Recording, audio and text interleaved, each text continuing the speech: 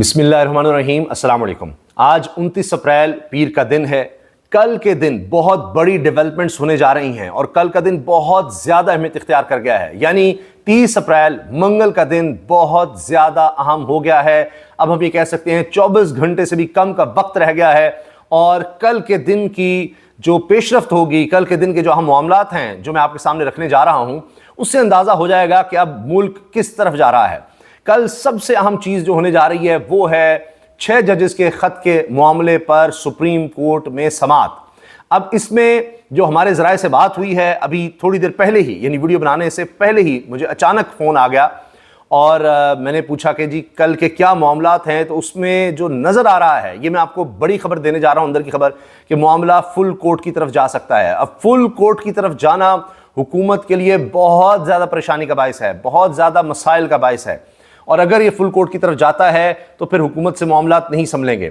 अभी हम देखते हैं कि नून लीग की हुकूमत जब से बनी है, या पिछले 2 साल से हम कह लें, तो इनका बहुत ज़्यादा दारोमदार जस्टिस काजी फाइसा साहब पर रहा है, सुप्रीम कोर्ट के चीफ जस्टिस पर रहा है, क्योंकि बहुत ज़्यादा रिलीफ और जो केसेस भी गए हैं पीडीएम के, उनकी तरफ हमने देखा बड़ी तवज्जो रही। और जितने भी तहरीक इंसाफ के केसेस थे उनमें कहीं हमें कोई रिलीफ नहीं नजर आया, बल्कि तमाम में तहरीक इंसाफ के खिलाफ फैसले होते नजर आए हैं, जिनमें सबसे बड़ा फैसला उनसे बल्ले का निशान छीनने का था। इसके अलावा और भी बहुत सी मिसालें हैं।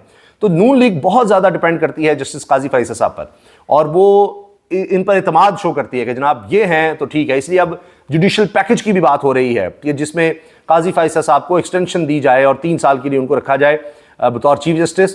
और इस हवाले से अभी तक कोई डिनाइल भी नहीं आया और इस पर बहुत ज़्यादा बात हो रही है।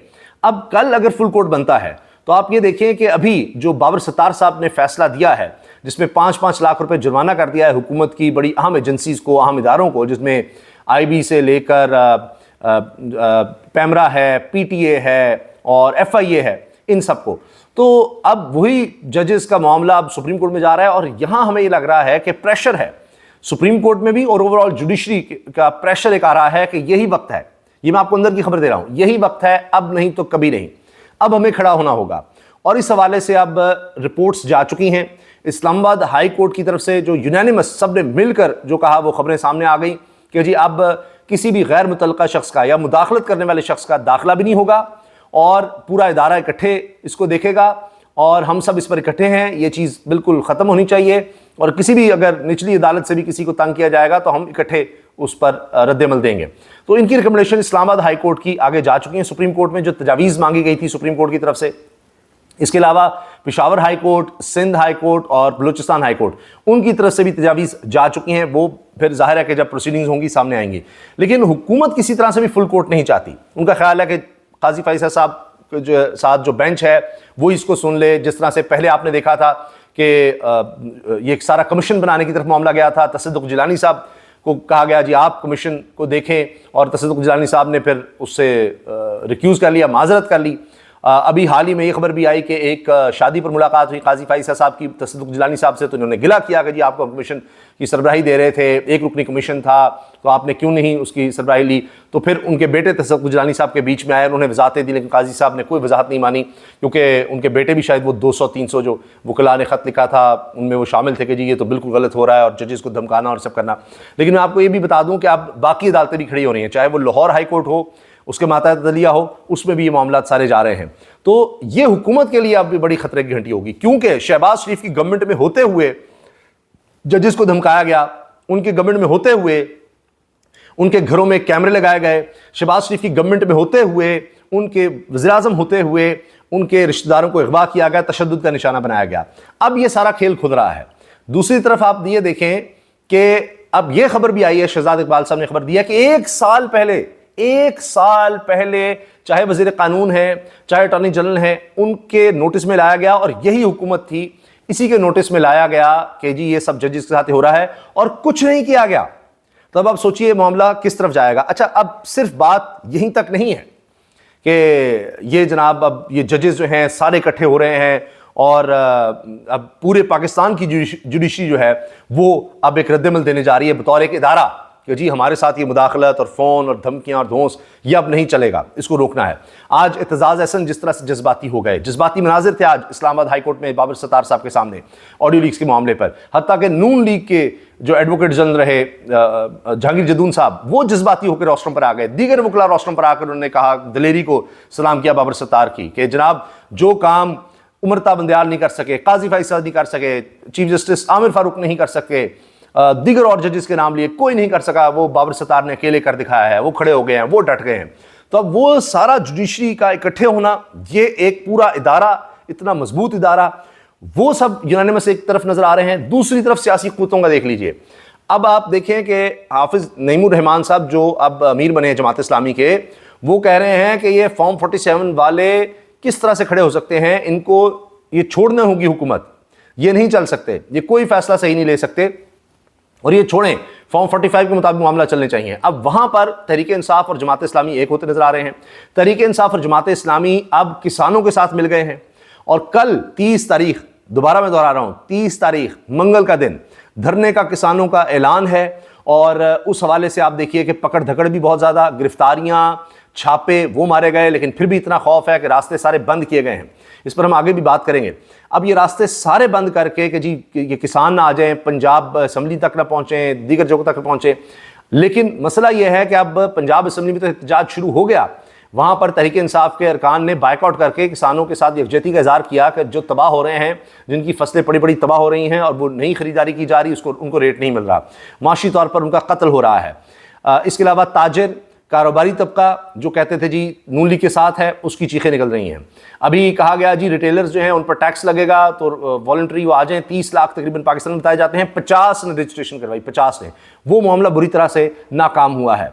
अब एक और ख़बर आ रही है कि जी मियाँ नवाज शरीफ साहब ने जो फ़ोन कॉल की थी, उसके क्या असरात हुए हैं। वो फ़ोन कॉल जो चीन से आई, उसका क्या मामला है। उसमें जनाब कहा यह जा रहा है, नजम सेठी साहब जो कि बहुत करीब हैं नवाज शरीफ साहब के, उन्होंने कहा है कि नवाज शरीफ साहब ने राना सनाउल्लाह को कहा कि जी इजलास बुलाओ जमात का, और फिर इजलास बुलाया गया और उसमें कहा गया कि जी नवाज शरीफ सदारत संभालें। अब 11 मई को कहा जा रहा है जी नवाज शरीफ सदारत संभालेंगे। वहाँ से शहबाज शरीफ को आउट किया गया है। शहबाज शरीफ ने कहा कि जी राना सनाउल्लाह जो कुछ कह रहे हैं इससे हमें नुकसान हो रहा है, इनको कहें कि जनाब ज़रा हाथ हौला रखें और हुकूमत में आकर बात करनी है तो करें, ताकि ये तासुर ना जाए कि जी ये कोई हमारे खिलाफ बात कर रहे हैं। तो मियाँ नवाज शरीफ साहब ने कहा कि अच्छा जी ज़रा आप जो कह रहे हैं राना साहब ठीक कह रहे हैं, इस्टेब्लिशमेंट के हवाले से ठीक कह रहे हैं, लेकिन मामला ज़रा तरीके से देखें। इसके अलावा नजम सेठी साहब के बकौल मियाँ नवाज शरीफ साहब ने जो चीन से फ़ोन किया है और सारे मामलात को इस तरह आगे पीछे करने की कोशिश की है, उसमें एक मामला ये भी है कि जी वो चाहते हैं हुकूमत से निकले नहीं, इतनी मुश्किल से तो हमें फॉर्म 47 के तहत हुकूमत मिली है, तो वो निकलना नहीं चाहते। वो इसको अब समझते हैं कि ये पता नहीं उसके बाद बारी आएगी नहीं आएगी, कहाँ छोड़ना चाहते हैं। वो चाहते हैं हमें हुकूमत करने दी जाए। यानी ये जो मोहसिन नकवी हैं या इस तरह के मामलात हैं, मोहसिन नकवी जनाब पीसीबी के चेयरमैन बन गए, अब ऐसी पोस्ट जो है वो नजम सेठी के पास भी रही है, तो वहाँ लगाना अपने लोगों को और नवाजना कौन नहीं चाहता, और ख़ासतौर पर शरीफ ख़ानदान उनका काम ही है। अभी देखिए ना, डिप्टी प्राइम मिनिस्टर भी अपना ही बंदा इसहाक डार लगा दिया। कोई पोस्ट रह ना जाए, नई नई पोस्टें निकालें और वहाँ पर लोगों को लगाएं ताकि मरात और हर चीज़। तो मोहसिन नकवी साहब सीडीए को भी देखेंगे, कैपिटल डेवलपमेंट अथॉरिटी इस्लामाबाद, जिसके अंदर सारा जनाब इस्लामाबाद आ रहा है, उसका रियल एस्टेट आ रहा है, प्लॉट श्लॉट ये वो भी वो देखेंगे। FIA को भी वो देखेंगे। तो ये तो नहीं होना चाहिए ना, सब कुछ वो देख रहे हैं। एस्टैब्लिशमेंट कहती है जी हम सब कुछ देखेंगे। ये दाखिला वाला मामला, चाहे वो बैन का मामला है, ट्विटर को एक्स को बैन करना, फलां PTA, ये सब हमारे अंडर हो, तो वो इस तरह से बात कर रही है। नजम सेठी साहब ने सारी बात की है। तो लेकिन अब रद्द-ए-अमल मैं आपको बता रहा हूँ कि आना है। जो इसहाक डार साहब की अपॉइंटमेंट है कि अच्छा जी हमें हुकूमत करनी चाहिए, कि हम हुकूमत है। भाई हुकूमत आपको कैसे करने दी जाए? आपको लोगों ने हुकूमत करने का हक़ ही नहीं दिया, आपको वोट ही नहीं दिए। तो फिर जिस तरह से आपकी हुकूमत मैन्युफैक्चर की गई है, जिन्होंने की है, जिन्होंने बिठाया है, जो आपको लाए हैं, तो ये नहीं हो सकता सब कुछ आपके हवाले कर देंगे, सारी चाबियाँ भी आपको दे देंगे। आपको बस इतने के लिए ही लाया गया था। तो अभी तो आगे देखें क्या क्या मामलात होते हैं। अब हाल ये है कि आम आवाम 8 फरवरी को फैसला दे चुके, जो नहीं माना गया। अब लोग निकलेंगे, किसान, ताजिर, कारोबारी तबका, तनख्वाहदार तबका भी इलेक्शन से पहले आप देखिएगा वो सामने, बजट से पहले कारोबारी तबका भी होगा, ताजिर भी, और तनख्वाहदार तबका भी आपको नजर आएगा। 18 रुपये 86 पैसे बिजली की कीमत बढ़ाई जा रही है। 18 रुपये 86 पैसे के इलेक्ट्रिक की तरफ से कह दिया गया, दरखास्त दे दी गई है 18 रुपये 86 पैसे बिजली की कीमत में इजाफा किया जाए। फिर शाहिद खाकान अब्बासी कह रहे हैं जी IMF के पास जाना ये हमारी नाकामी है।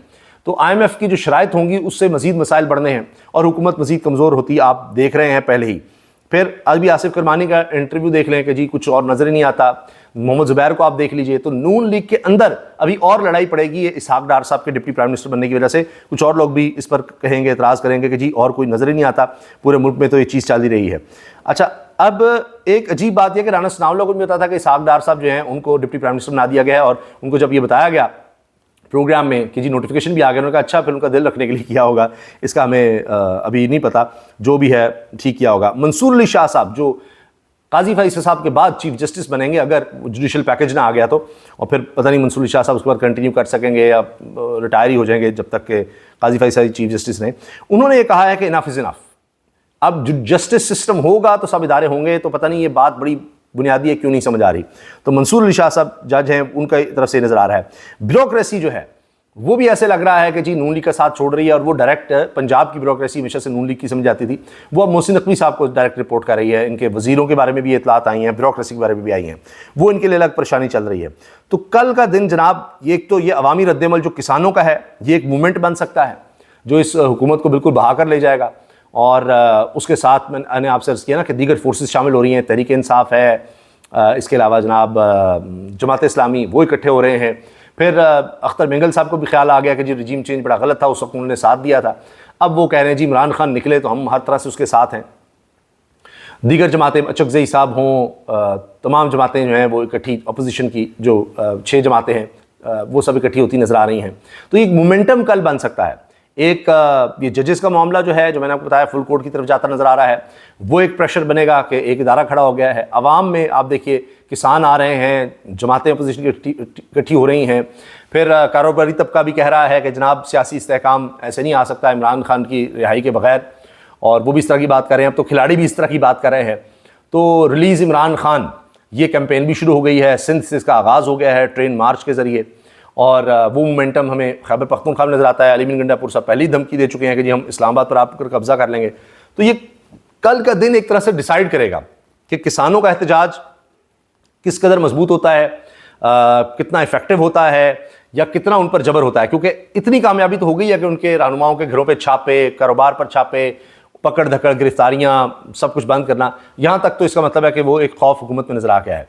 आगे कंटिन्यू करता है और ये सब मिलकर आगे बढ़ते हैं तो फिर देखना होगा कि ये मामला हुकूमत को कितना और कमज़ोर कर जाता है, जिसके पास इमामी हिमायत बिल्कुल नहीं है।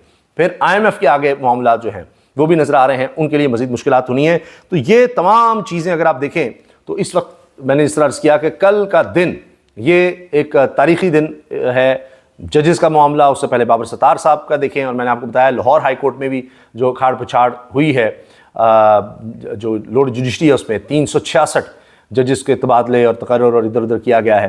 तो तमाम अदलिया अगर ये इकट्ठी हो गई, वकला पहले ही देखें आपकी मेजॉरिटी साथ है, सब कह रहे हैं कि जनाब हाँ जी ये जजेस के मामलात में मुदाखलत नहीं होनी चाहिए, उन पर प्रेशर नहीं आना चाहिए। तो यहाँ पर अगर फिर आज़ाद फैसले होने लग गए, और जो जजेस ने ख़त लिखा है उसके मुताबिक नज़र आ रहा है कि जी किस तरह से ख़ास एक दबाव कि जी तहरीक इंसाफ को कोई रिलीफ नहीं मिलना चाहिए, तहरीक इंसाफ के हक़ में अगर फैसला किसी ने दे दिया तो उसके खिलाफ क्या कुछ होता रहा है। तो फिर तो जनाब इंडिपेंडेंट फैसले अगर इस मुल्क में होने लग गए और आज़ाद हैसियत में जजेस फैसले देने लग गए बगैर किसी दबाव के, तो फिर तो ये कहानी बदल जाएगी। फिर तो वही बात है कि फॉर्म 47 गवर्नमेंट कहाँ जाएगी। फिर तो ट्रिब्यूनल्स ने अगर ये फैसले दे दिए, वो भी अदालतों के जजेस हैं कि जनाब ये तो सारे फॉर्म 47 की पैदावार हैं और फॉर्म 45 के मुताबिक फ़ैसले दे दिए उन्होंने, तो ये कहानी तो बिल्कुल बदल जाएगी। ये तो फिर हुकूमत ही नहीं ठहर सकती, कहाँ की दोता है अक्सरियत। और वो तो भी नीचे फैसले हैं। फिर अभी काजी फैसल साहब भी दबाव में नज़र आ रहे हैं, क्योंकि उनकी ख्वाहिश तो नहीं थी कि ये मामला जो है सू मोटो तक आए। वो तो कमीशन नहीं चाहते थे, शहबाज शरीफ से मुलाकात भी उन्होंने कर दी थी, फिर फुल कोर्ट भी नहीं वो चाहते थे। लेकिन जो हमारी इत्तलात है कि मामला फुल कोर्ट की तरफ जाता नज़र आ रहा है, और उसके बाद फिर पूरी जुडिशरी में अगर ये पैगाम चला गया कि जी अब आज़ाद फैसले करो, कोई दबाव नहीं लेना, फिर तो बिल्कुल ही काम और तरफ चला जाएगा। अल्लाह हाफ़िज़।